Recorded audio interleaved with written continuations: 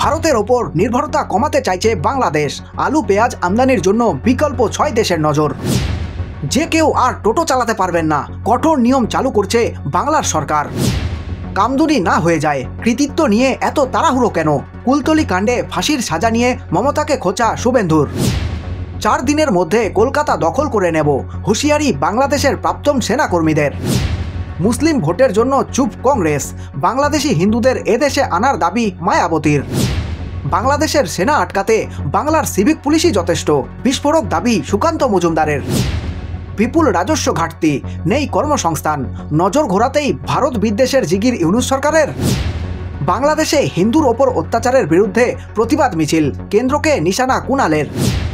বাংলাদেশে বিদ্বেষ, ভারতীয় হাই কমিশন অভিমুখে পথযাত্রা আটকালো পুলিশ।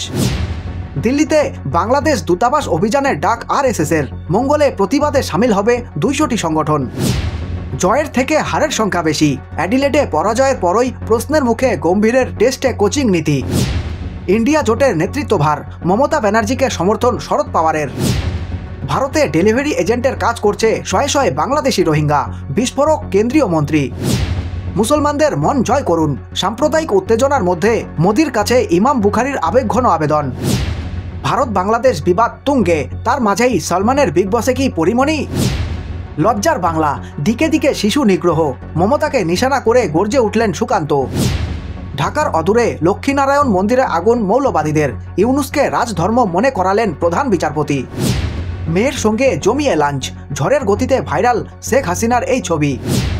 শুক্রবারের পর আজ ফের দিল্লি চলো অভিযান কৃষকদের, প্রস্তুত দিল্লিও।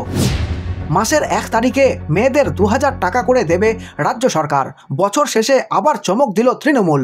এই খবরটি ভালো লেগে থাকলে লাইক করতে পারেন এবং আপনাদের মূল্যবান সময় দেওয়ার জন্য ধন্যবাদ। আপনাদের দিন শুভ হোক।